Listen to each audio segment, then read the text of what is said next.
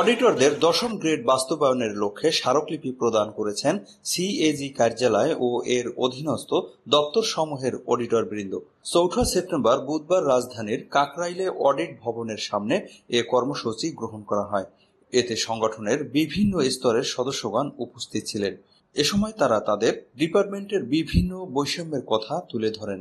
কোনো এক অজ্ঞাত কারণে আমাদের অধিকার প্রতিষ্ঠা পাচ্ছি না, যেটা গুড গভর্নেন্স, সুশাসন, অ্যাকাউন্টেবিলিটি অ্যান্ড ট্রান্সপারেন্সির সাথে যায় না।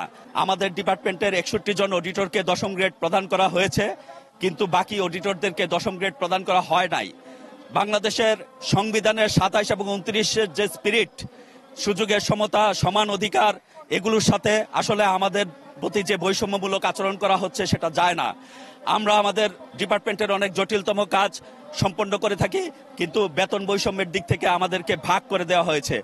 একটা স্বাধীন গণপ্রজাতন্ত্রে এই ভাগ বাংলাদেশের অডিটর সমাজ মেনে নেবে না, মেনে নেয়নি। আমরা চাই এই এত বড় বৈষম্যটা যেন অচিরেই এটা সমাধান হয়ে যায়। অবিলম্বে আমাদের দশম গ্রেড বাস্তবায়ন করা হোক, রায়কে বাস্তবায়ন করা হোক, আইন উপদেষ্টা মহোদয়ের মতামতকে বাস্তবায়ন করা হোক, আর এটা বাস্তবায়ন করলেই আমাদের প্রত্যাশা পূর্ণ হবে।